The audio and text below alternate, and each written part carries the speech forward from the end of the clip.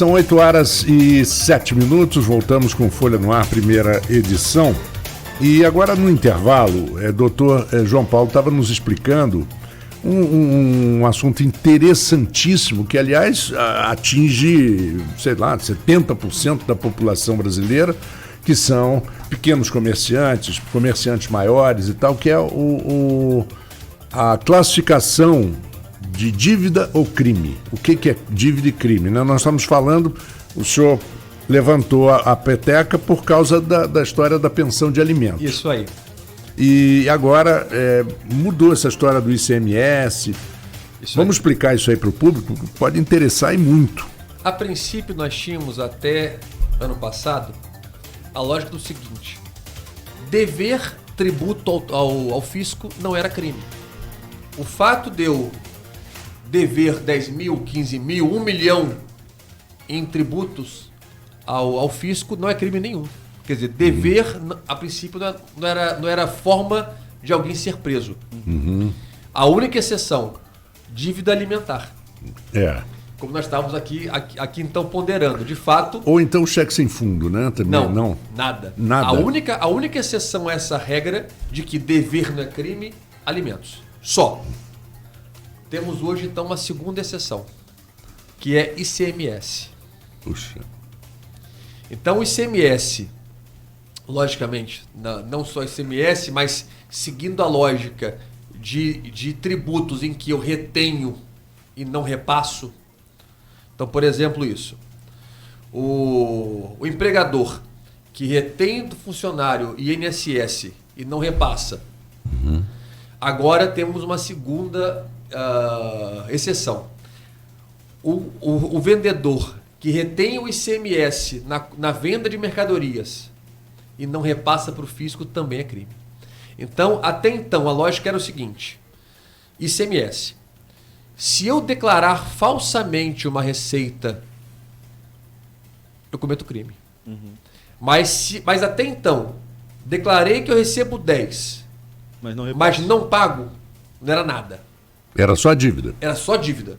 Eu seria executado, poderia nomezinho ter meus bens, sujo. nome sujo, teria meus bens penhorados e por aí vai. Hoje a lógica vale para INSS, então dívida previdenciária, e agora para ICMS. Então ICMS entende-se que a obrigação ela é indireta. Como assim? É um tributo indireto. Como assim? Eu, João, quando vou a uma loja comprar uma camisa, comprar um terno, comprar um sapato, um tênis, sei lá, comprar um bem, eu pago o valor do bem mais o ICMS. Então, quando se tira lá a nota, tem lá embaixo, ICMS, R$50, R$100, R$500, R$1.000, tem embaixo da nota. Então, esse valor, ele é agregado ao valor do bem que eu estou comprando. Então, por isso que se diz que essa obrigação ela é indireta. Porque quem paga não é o vendedor, é o comprador. O comprador paga o valor do bem mais o tributo. Então, nesse contexto, é como se o vendedor apenas pegasse, recebesse para o Estado um valor que é do Estado. Fosse intermediário. E tivesse por obrigação repassar aquilo que ele recebeu, tipo intermediário. Então, hoje, posição nova do STF. Se a pessoa, se o vendedor, se o comerciante, se o empresário faz uma venda, arrecada ICMS e não repassa, ele hoje comete crime. Eu vou continuar nesse assunto, deixa eu só registrar aqui um ouvinte nosso, e sempre é muito importante a participação dos ouvintes, que a gente fez um esquema de pauta aqui nos bastidores, que a gente fez o primeiro bloco municipal, aí no segundo a gente vai para assuntos mais nacionais, mas ele só vai falando: bom dia, o vereador Rafael, durante a gestão da Rosinha, ele queria baixar para 10% a questão do remanejamento. Quando a gente falava sobre isso, é o Ademilson Silva. Justamente, o prefeito Rafael, à época, vereador de oposição, sempre defendeu 10% mesmo. Inclusive, a Folha trouxe isso em matéria recente.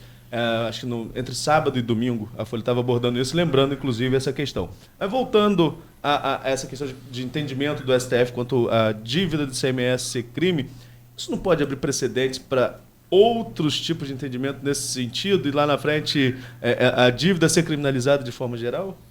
Hoje me parece que é uma proteção do Estado muito grande e cada vez mais se busca conferir mais bônus e menos ônus ao Estado.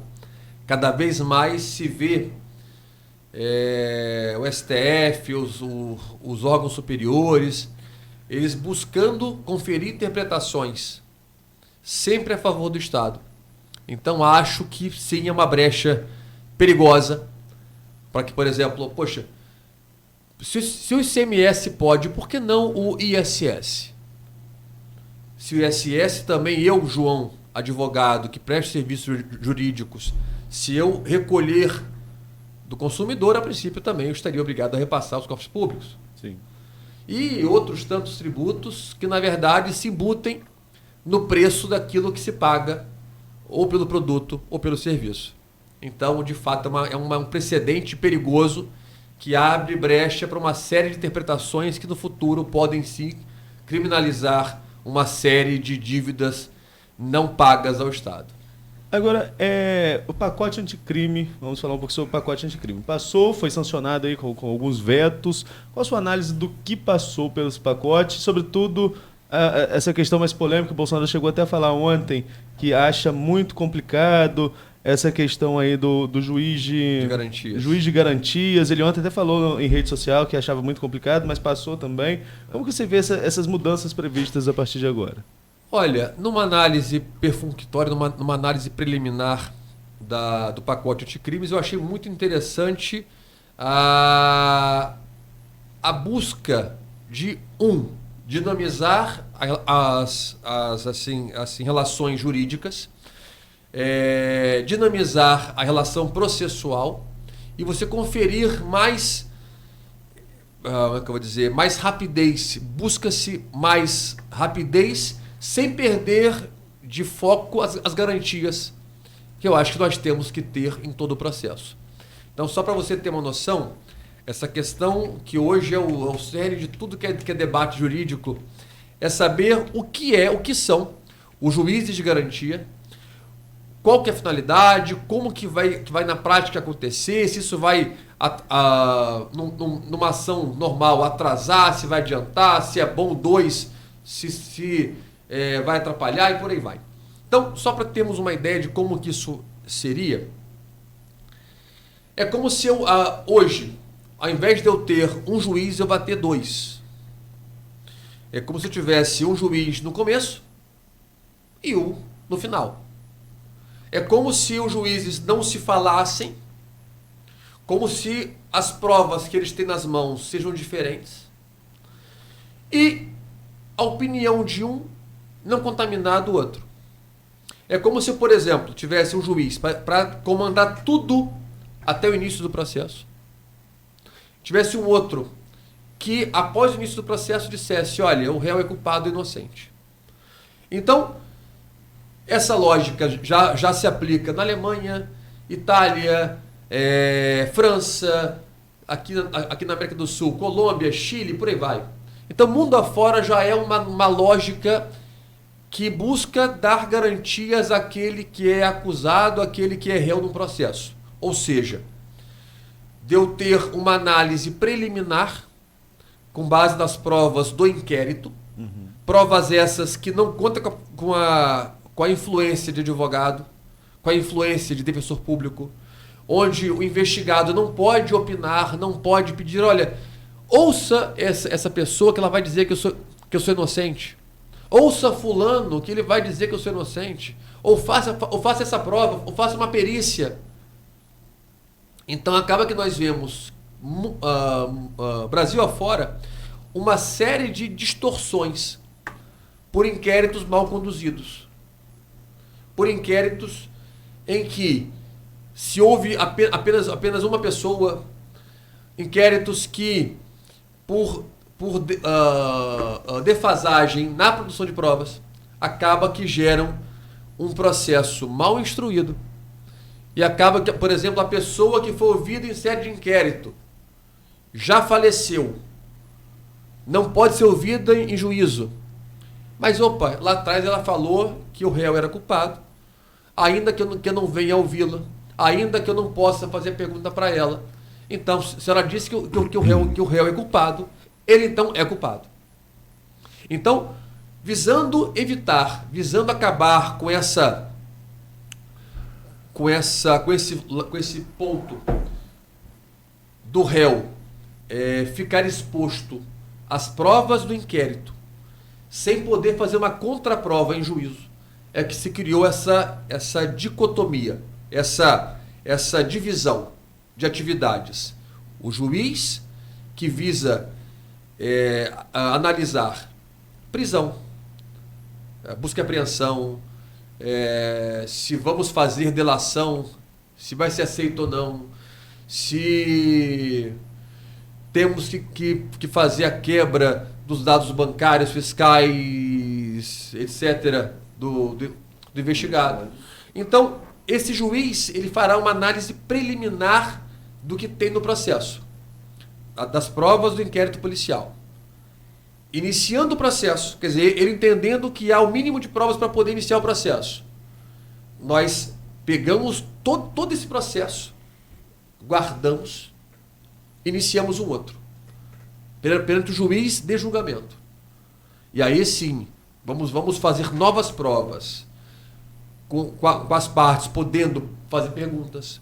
Argumentando, contra-argumentando. Isso aí. Então nós teríamos dois processos que não se comunicam um com o outro, a não ser com as provas irrepetíveis. Então, em que, primeiro, uma análise preliminar pelo juiz de garantias, se vai iniciar ou não o processo. E depois, iniciando o processo, novo processo, sem prova nenhuma, partindo então do zero, para então o juiz entender se o réu é culpado ou inocente. Eu queria, exatamente nessa pergunta, e você citou um termo, contaminar o julgamento, contaminar a opinião. Isso aí. Vamos nesse embalo. A mídia séria, não que a gente conhece e tal, ela relata o fato de um crime nacional. Aquele crime que mexe com a opinião de todos. De repercussão nacional. De repercussão nacional. E tem a mídia que opina e tenta conduzir. Isso acontece muito nos Estados Unidos. Inclusive tem um canal de televisão chamado Court TV. Court TV. Só meter um pouquinho aí o dedo nesse ponto, mas porque é bom a gente saber que a mídia, o jornal, ele é dividido em opinião e noticiário. Às vezes o mesmo jornal traz o fato e na página seguinte alguém esculhambando o fato. Né? Porque, sim. A gente se divide em opinião e noticiário. Só que isso tem que estar bem claro para quem recebe. Claro. Não, exatamente. Mas um canal de televisão, por exemplo, um noticiário no canal de televisão, que eu via, acusava, por exemplo, o Michael Jackson de alguma coisa, aí a âncora, ou o Jay Simpson, então foi um negócio que deu quase 2 anos.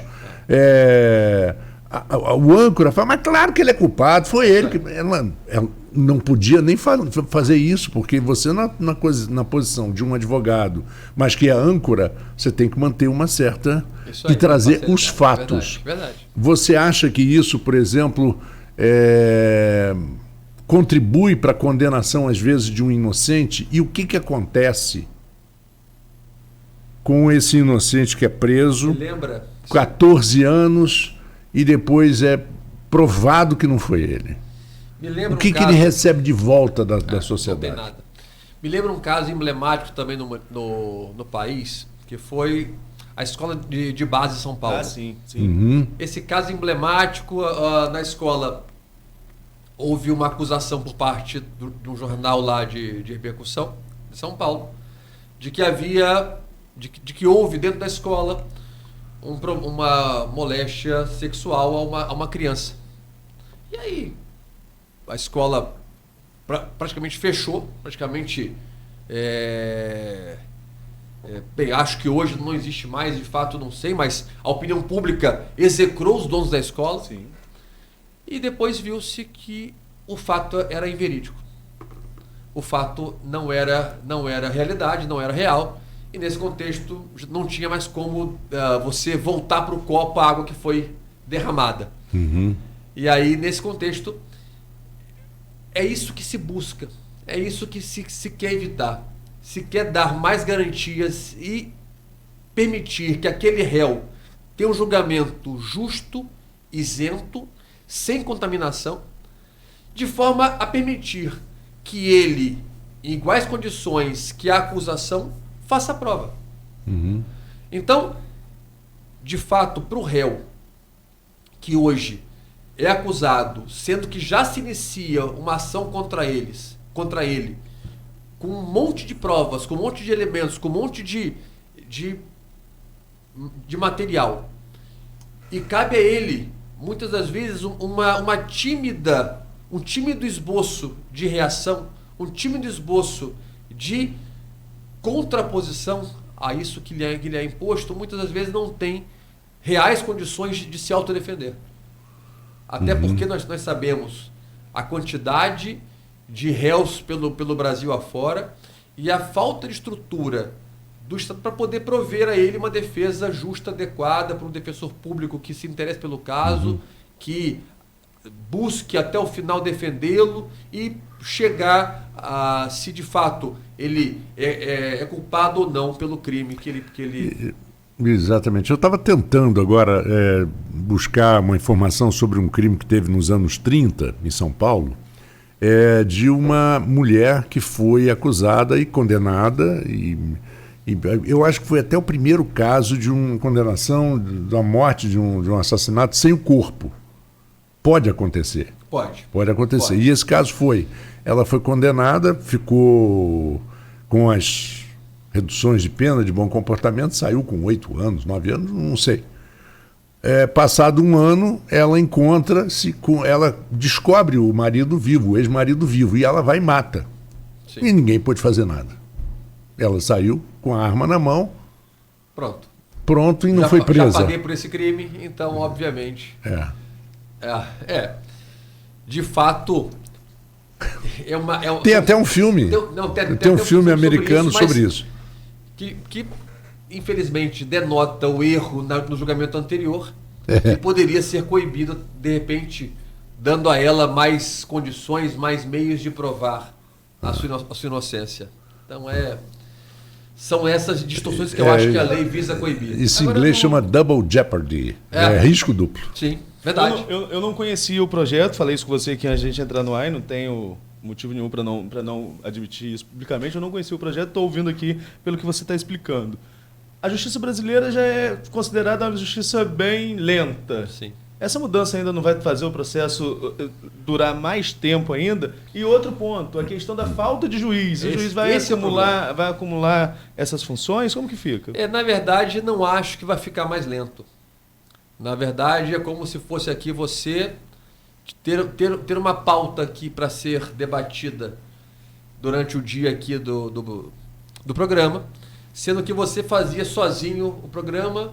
No futuro você pensa em fazer 2 blocos. Um contigo e o outro com outro jornalista. Quer dizer, não muda o tempo que você vai despender do programa, mas divide a função. Certo. Quer dizer, a lei ela não cria provas, ela não cria novas fases processuais. A lei mantém as fases como estão. Ela só divide o personagem. Ao invés de eu ter um juiz, eu vou ter 2. O trabalho de um, hoje 2 farão. Então, a princípio, deveria ser até mais rápido. Mas aí a gente cai naquela... O problema no outro ponto que eu levantei. O problema é a estrutura. Acho que nós não conseguiremos, nem que seja em um ano, prover o dobro de juízes que nós temos no Estado. Isso daí eu acho que é a missão difícil de se cumprir. Hoje a lógica é essa. 40% dos municípios do Brasil só tem um juiz. Como que eu faço para poder, nesses 40% de municípios, prover mais um juiz? Tem que dobrar. Tem que dobrar.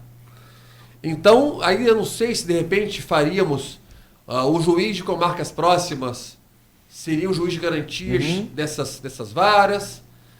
E aí a lei tem uma série de prazos que, se não forem cumpridos, o réu deverá ser solto. Então, nesse contexto, talvez seja um tiro no pé do Estado, porque vai mais soltar pessoas, já que os prazos não serão cumpridos, já que não temos estrutura para atender a todos os casos, de ter 2 juízes numa vara, numa comarca que até então só tinha um, e mesmo assim esse um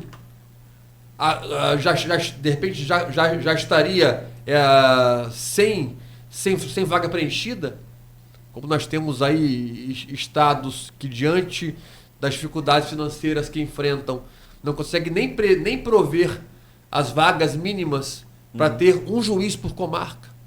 Campos mesmo, nós temos aqui juiz acumulando 2 varas. Nós temos vara aqui sem juiz. Então, eu fico pensando, Norte e Nordeste, como se fazer isso? Como você prover para todas as comarcas, todos os municípios, ao menos juiz, e agora 2. Então acho bem complicado, acho que esse vai ser o desafio de se colocar em prática essa norma. Eu não questiono a chamada mens legis, quer dizer, o espírito da lei. Acho que nós temos que prover sim garantias, mormente, já que tivemos estados de exceção. Nós viemos de regimes militares, nós viemos de estado de exceção em que não se dava a nenhum réu no processo, o mínimo de garantias para que ele se defendesse. Então o temor vamos, sim, assegurar que todos tenham uma defesa justa, adequada, que ele possa provar sim sua inocência. Mas eu acho que o desafio é como fazer isso. Como prover 2 juízes por comarca ou 2 juízes por vara criminal em estados que acho eu até com mais dificuldades financeiras do que o Rio de Janeiro. O próprio presidente Jair Bolsonaro ontem numa live ele falou sobre essa dificuldade de se implantar essa questão do juiz de garantia. E por falando do presidente Jair Bolsonaro, o presidente ele vai ter a chance de indicar 2 ministros do Supremo Tribunal Federal. O primeiro deles agora, nesse ano, com a saída do decano Celso de Mello. O juiz Sérgio Moro sempre foi aí cotado, hoje ex-juiz, ministro da Justiça, ele sempre foi cotado como possível indicação do Bolsonaro ao Supremo Tribunal Federal. Depois o Bolsonaro falou em indicar um ministro terrivelmente evangélico, né? Você acha que tem espaço para o Moro no Supremo Tribunal Federal ainda, em todo o contexto político que se vem desenhando, inclusive com o Moro no primeiro ano do governo sendo fretado pelo próprio presidente em algumas colocações públicas? Eu acho que o Moro passou por uma provação aí que nem ele esperava. Acho que, se for indagar a ele hoje, Moro, você voltaria ao cargo de juiz e sairia de ministro? Acho que ele voltaria. Eu também acho que sim. Acho que se arrepende amargamente dessa decisão dele de largar o certo pelo duvidoso. Embora não tenho dúvida do sucesso dele como, sei lá, palestrante, doutrinador, ou outra carreira que ele queira seguir, se porventura no futuro ele não vier a ser mais ministro nem da Justiça. Mesmo político, né? Ou político, sim. Ou também ele pode muito bem ser indicado pelo TRF4 para ser desembargador. Também é possível. Mas acho que, pelos anseios dele jurídicos, acho que, de fato, ele ainda aposta em ser indicado pelo STF, ao menos em uma das vagas, não sei se essa de cara, ou se a segunda vaga seria a dele. Acho também, por outro lado, se o Moro não o indicar como ministro do STF, eu acho que ele perde muito politicamente. Se o Bolsonaro não indicar o Moro, acho que o Bolsonaro perde muito politicamente. Sim, porque o Moro ainda é mais popular do que o Bolsonaro. Isso aí.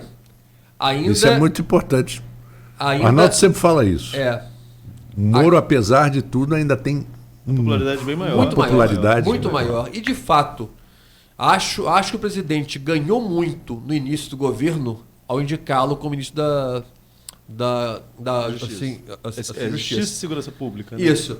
Então, acho que ainda há uma associação muito grande entre a figura do Moro e a figura do Bolsonaro.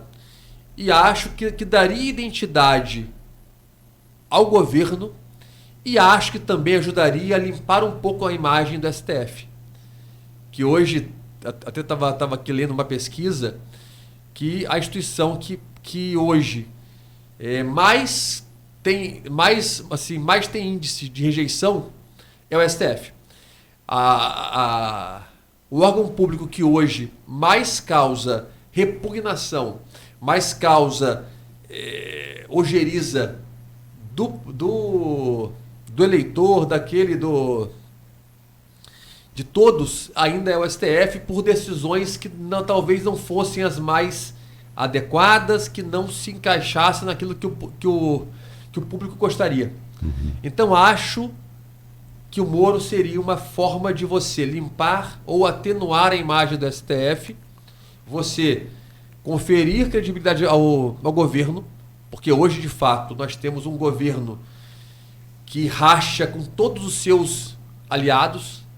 O governo hoje ele peca por essa falta de credibilidade, já que todos aqueles que andam ombreados com o Bolsonaro são fritados. Na verdade, ele é ele e os demais são os demais. Ele ainda está se regozijando da popularidade que ele conquistou, dos votos que ele teve na urna e da eleição que ele teve, embora em segundo turno, mas ele ainda não vê a necessidade de demonstrar à população uma troca daquilo que ele recebeu. Então, acho que o Moro seria, sim, uma forma, como é que eu vou dizer, de você agradar tanto a população quanto você também prover para o governo uma solução para aliviar a imagem do STF e você aliviar a imagem do governo. Agora, eu tenho muitas dúvidas quanto a essa indicação. Eu não sei. Se deixar para 22, depois não cumpre mais, aqui quando sai o Marco Aurélio, o próximo ministro, a deixar o Supremo. E Gilmar tem um tempo pela frente ainda, que é a pessoa que é mais... A pessoa não grata. Ele parece ter 180 anos, mas não tem, ele é bem mais novo. Mas João, a gente está no segundo bate-papo nosso aqui no Folha no Ar, desde que começou, há um ano, e eu não estou conseguindo me recordar se quando você esteve aqui, o Supremo já tinha analisado a questão da segunda instância. Não sei se você lembra se a gente chegou a falar sobre isso. Creio que não. Mas... houve uma mudança de entendimento, né, da questão da prisão após a condenação em segunda instância. Estava se admitindo, agora não está mais. Aí vai mudar, vão entrar 2 ministros indicados pelo presidente Bolsonaro, 2 que provavelmente serão mais, digamos assim, serão mais rígidos. Mais rigorosos. Mais rigorosos. Essa é a tendência. A tendência é que essa seja a indicação. Aí o Supremo muda de novo o entendimento? Pode mudar de novo. Aí vai ficar assim, aí a gente fica o país nessa instabilidade até quando? Até sempre? Infelizmente, essa que é a lógica. Nós tínhamos até ano passado o STF entendendo que a prisão em segunda instância era regra, era uma lógica possível de ser aplicada. Mudou-se esse entendimento ano passado e pode ser que, por exemplo, esse ano mude de novo. Basta uma provocação. Basta que o presidente paute o tema. Mas a partir de uma provocação ou ele mesmo pode levar... Ele pode pautar o tema, mas assim, óbvio, com base em recursos. Sim. Então nós poderemos ter alguma ação específica em que se questione a prisão ou não de alguém em segunda instância, se isso é possível ou não de novo, ou podemos ter alguma questão genérica. Por exemplo, um questionamento por meio de alguma ação específica, de alguma ação própria do tema. Então, ou eu faço num caso específico, ou faço num caso genérico então pode sim o presidente do STF pautar de novo essa matéria, caso haja mudança de composição ou mudança de entendimento. Nós temos ainda em torno de 20 minutos até o final da entrevista.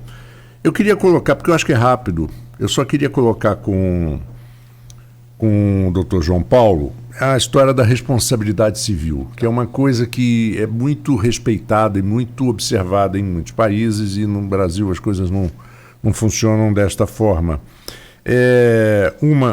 Um assunto básico é a história dos animais na pista, e outra é uma coisa que começou em São Paulo, e eu queria começar com essa pergunta.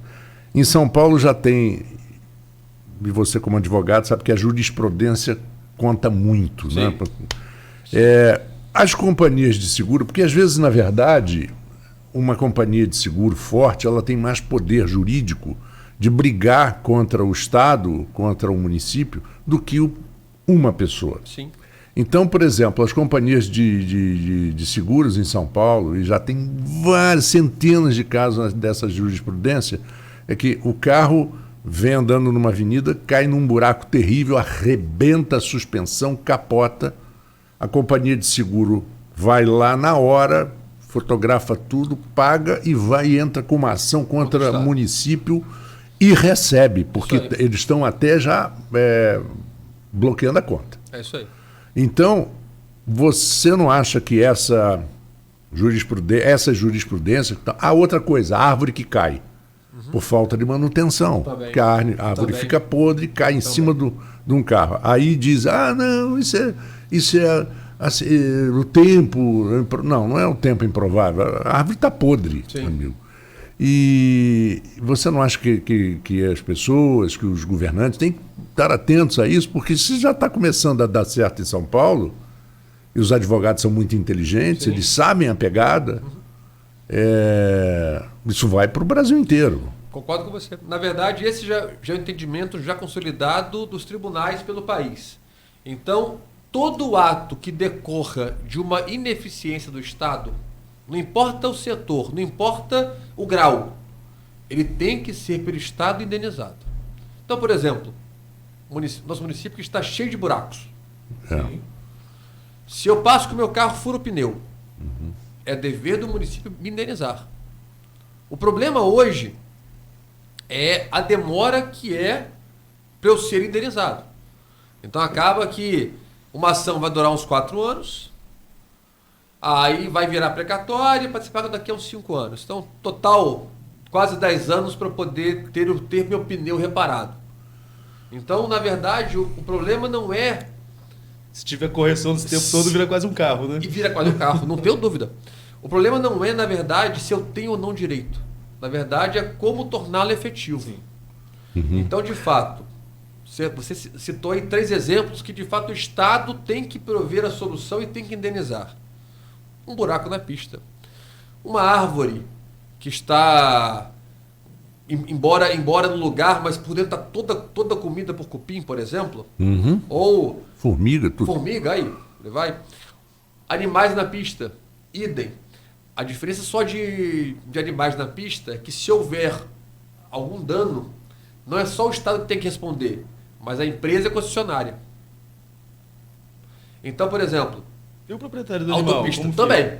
Pois é, porque teve uma história do búfalo e só tem um cara que cria búfalo. Verdade. Não então, tem para onde fugir, né? Sendo ele aquele que detém a posse sobre o bem, se ele se descuida, se ele não guarda, ele tem que responder pelos danos que ele der causa, né? Então, nesse contexto, concessionária, por exemplo, aqui autopista. A autopista teve um animal assim na pista, ou então um caminhão. Esse é um caso que eu tive aqui. Um caminhão passou, tombou o caminhão, derramou óleo na pista. Um caso meu aqui real e concreto. Meia hora depois passa um carro, não vê a mancha de óleo, passa em cima dela, capota. A autopista tem que indenizar. Então, se eu pago pedágio, se eu estou ali de fato pagando para trafegar, o que houver durante esse interregno. Por exemplo, um assalto. Por exemplo, uma árvore que cai, alguma coisa que ocorra, um caminhão solta um pedaço do pneu, entra embaixo do carro, sei lá. Pedrinhas que saem voando do caminhão e quebram o teu vidro. O que houver durante o trajeto, a autopista é sim responsável. Então, não só o Estado, mas também nesse ponto a concessionária dos animais da pista, a concessionária é sim responsável. Pois é, né? Então as pessoas têm que ter uma atenção muito grande, porque essa história do búfalo, né? O cara chegar e dizer assim, não era meu, parece um Maluf, né? Esse dinheiro não é meu. Mas esse caso ali, né, a gente não sabe se foi o posicionamento do dono, a gente não sabe. Não, eu estou dizendo, foi só um exemplo, foi só um exemplo. É só um exemplo, só para a gente deixar claro para quem está ouvindo a gente. A princípio, cabe sim ao Estado reparar todos os danos que ele, de forma direta ou indireta, contribuir e der causa. Uhum. Eu vou voltar para o direito eleitoral, que é uma área que a gente, né? E estamos próximos, né? E a gente se fala muito com o João Paulo, fala muito com a Priscila, hoje Priscila Marins, hoje secretária de Desenvolvimento Humano e Social, inclusive devo convidá-la na próxima semana para estar aqui. E claro que a gente vai falar sobre essa questão também. Toda eleição, calendários novos, já estamos no período eleitoral. Já estamos. Já não se pode mais fazer divulgar pesquisa sem registro no Tribunal Superior Eleitoral e, consequentemente, no Tribunal Regional Eleitoral. E o jogo vai começando a se posicionar. Tem uma pergunta aqui do Marcelo Santos Silva, dando bom dia a todos. O nobre advogado Dr. João Paulo saberia informar se o delegado federal responsável pela área eleitoral em Campos será o Paulo Cassiano? Já está definido qual vai ser juiz? Quem vai ser juiz, quem vai ser delegado? Já tem, não. Não, juiz já tem. Eu só não sei se o TRE do Rio de Janeiro já definiu quem vai ficar com propaganda, as matérias. Eu acho que ainda não. Eu acho que ainda não definiu qual zona vai cuidar, por exemplo, de propaganda, qual que vai cuidar... E por aí vai. Nós tivemos uma eleição em 2016, e a gente lembra muito bem, que parece que foi ontem, né? O tempo passa voando. Extremamente conturbado, sobretudo a partir de 23 de setembro. Eu não tenho como esquecer que foi meu aniversário. Então já sabe certinho. Então já sei certinho já. Foi 23 de setembro, foi deflagrada a operação com o nome de Vale Voto, que depois virou Operação Check-in. Você acha que todas as consequências da check-in a gente já conhece? Inclusive tem 2 ex-vereadores presos, o Thiago Virgílio e o Kelly, que estão cumprindo um pena no regime fechado. E a Lindamar, foragida. Está se especializando em continuar foragida da polícia. Você tem todas essas consequências, sem falar as mudanças que aconteceram na Câmara durante esses 4 anos. Você acha que o impacto disso, o impacto que foi essa Operação Check-in em Campos, pode fazer do pleito de 2020 um pleito mais tranquilo, pelo menos nesse ambiente jurídico? Olha, nós sempre ansiamos que aquilo que de errado ocorre com a pessoa sirva de exemplo para os demais. Nós sempre esperamos que as pessoas vejam aqueles exemplos negativos como correções para a sua postura. Acho que, nesse ponto, pelo menos o que eu vejo do governo Rafael, o governo atual, acho que ele não vai querer manchar a sua história com exemplos como esse ocorridos em outras gestões. Então, assim, espero que esse ano tenhamos menos problemas, tenhamos menos imbróglios jurídicos do que o que houve em eleições passadas. Então, acho sim que talvez não seja tão ativa a nossa missão como advogados, como jornalistas, diante daquela volúpia de notícias. Era todo dia, era uma pauta nova, você tinha uma pauta até às 15 horas, das 15 às 20 era outra pauta, e você não conseguia, muitas das vezes, se atualizar. Sim. Eu tenho certeza que em 2016 você deve ter aqui praticamente dormido aqui na Folha. Teve um dia que eu saí às 4 da manhã para voltar às 8. É isso aí. Então eu imagino De É fato, melhor ter um colchonetezinho. Não, e era em Atafona ainda. Não. Era em Atafona. Seu Francisco, motorista, né, um grande amigo da gente, seu Francisco foi me levar em Atafona, foi pra eu tomar um banho, cochilar e voltar, né? Não Porque... foi, você podia falar para ele, seu Francisco, fica ali no café Já ali da aproveita esquina. ali, é. Não gasta essa gasolina, não. Não, é verdade, fica né? aqui mas logo. de fato foi um ano, Foi um ano muito puxado. foi diferente. Eu acho que, de repente, 2016 e 2004. Não, 4 foi o pior, Não, 4 talvez. 4 talvez. Tenha sido emblemático. Foi o primeiro ano meu aqui na Folha, inclusive. Olha só. Pegou logo 2004. um ano. Foi uma turbulência absurda. Era um brigueiro sem precedentes, que, bem, ao menos que eu tenha registrado. Porque eu falei 23 de setembro, só para de memória, se a gente vai lembrando, para corrigir, 23 de setembro foi a primeira prisão dentro da check-in. Porque a primeira fase da operação, você teve no dia 29 de agosto, no dia 28 de agosto, é um domingo, 28 de agosto, uma apreensão de material num galpão ali na 7 de setembro, na 7 de setembro mesmo. Depois dessa apreensão, estoura a operação. No dia 29, o vereador Oséias é preso com dinheiro e com santinho. Aí dali vai tudo puxando fio. E a gente tem as fontes internas, né? Todo jornalista tem que ter fonte, senão não sobrevive. Vai lá, preste atenção que isso tudo aí vai levar a um lugar só. Dia 2 de setembro, estoura a primeira operação que vai na Secretaria na Secretaria de Assistência Social, buscar material, recolhe computadores. E daí vai, no dia 23 de setembro, a primeira prisão. Mas todo dia era um fato novo. Era um né? fato novo. Era um fato novo. E houve uma celeridade da justiça. A gente pode falar, por exemplo, no caso de São João da Barra, por exemplo, a Operação Machadada. Nós já estamos em 2020, já chegamos a 2020. Sim. A pena de 8 anos, a contagem de 2012, ela termina em outubro desse ano. E ainda não há um desfecho. E na check-in houve uma celeridade, já tem casos que transitou em julgado. Jogou até o TSE. Até o TSE. A justiça está mudando um pouquinho o entendimento dessa questão eleitoral, né? Até mesmo por isso esses processos mais antigos estão ficando lá para trás. É isso aí. É isso que eu vejo também. Hoje, todos os processos novos parece que eles têm mais rapidez do que aqueles antigos. Só para você ter noção. Então, seguindo a sua lógica. A primeira ação que eu advoguei assim que formei, até hoje não tem sentença.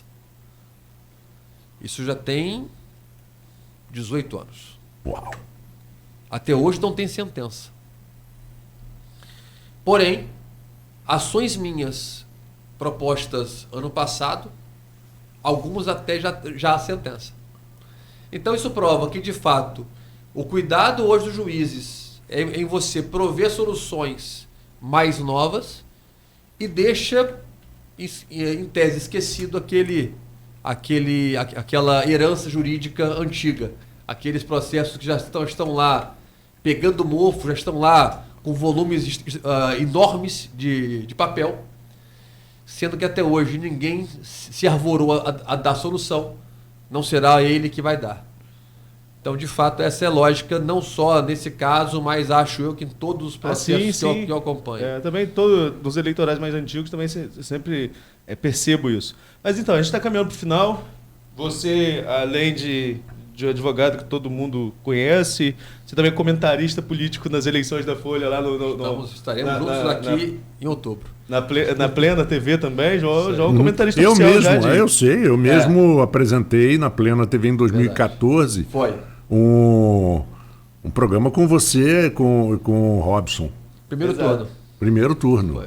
Foi. Então, em 14, foi 16 também, 18 e provavelmente vamos segundo turno também, que foi aquela...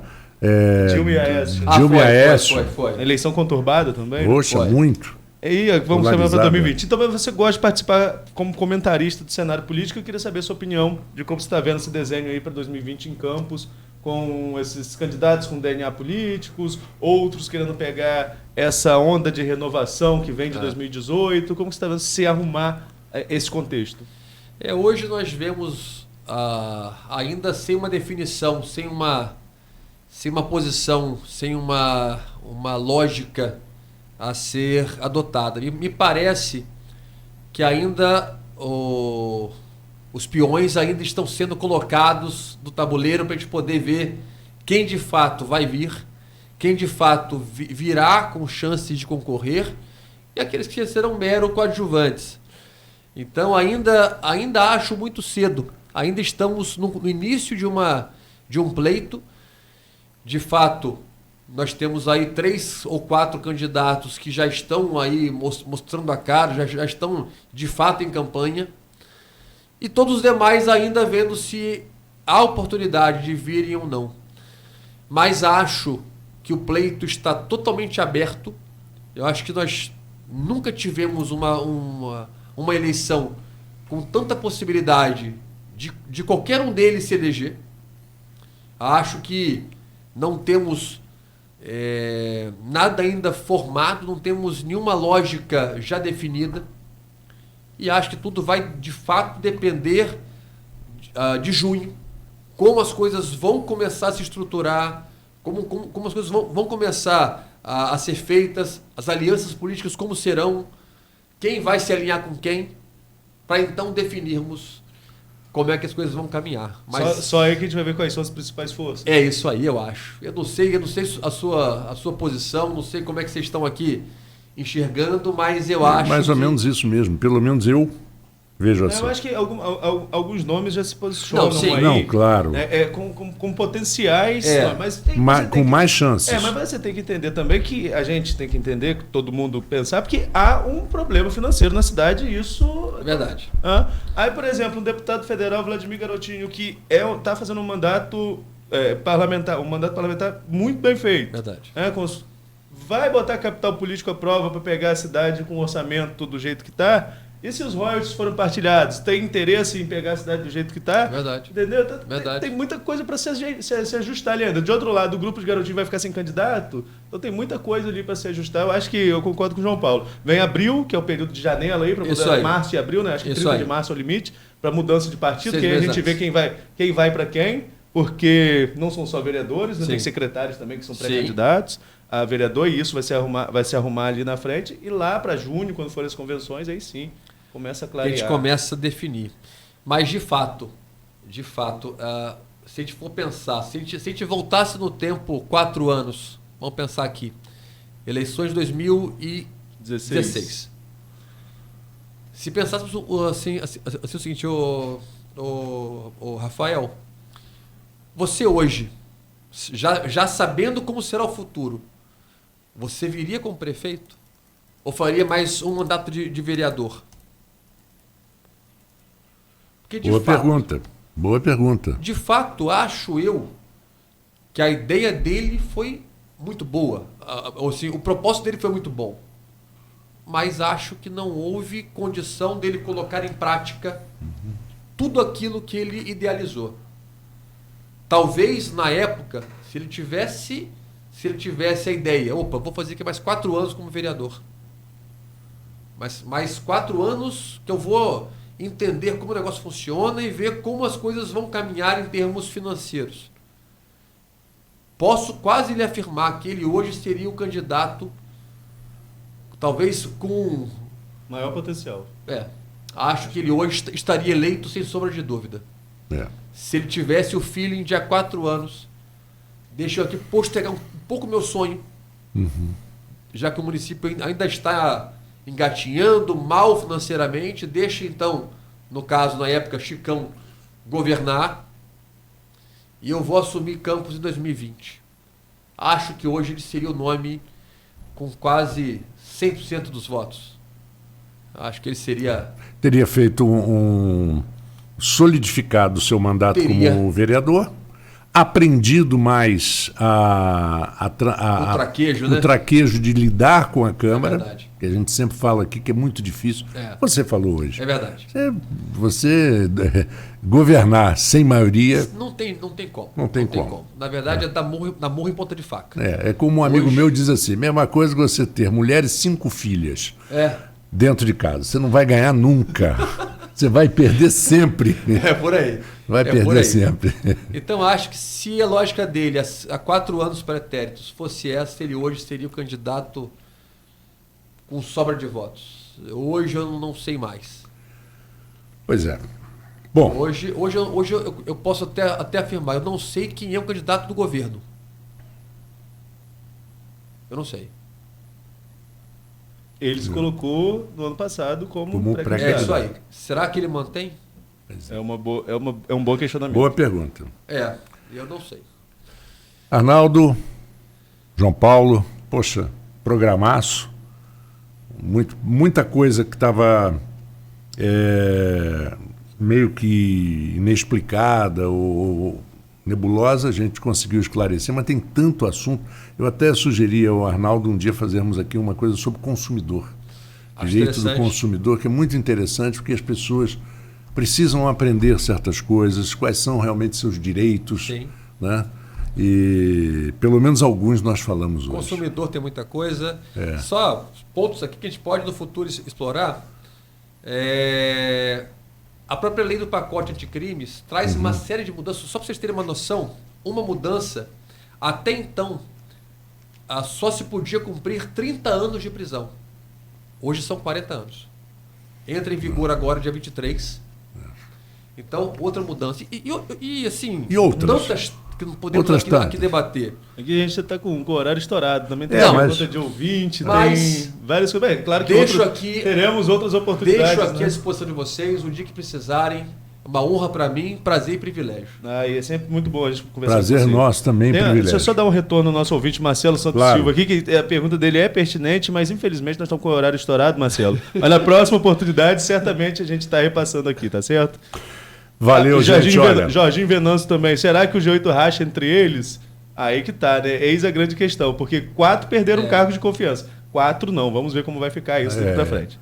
Semana que vem promete esse assunto. Pode ter sido uma estratégia isso aí. João, muito obrigado. A honra é minha. E estou à disposição. Se precisarem, é só convocar que eu venho. Bom final de semana, bom 2020. Continue nosso parceiro. Arnaldo, bom fim de semana. Até segunda. Se Deus quiser. E para você, ouvinte da Folha FM, continue conosco, porque temos o melhor da música para você. Daqui até o fim do dia. Fique conosco. A Proteus, moderna empresa especializada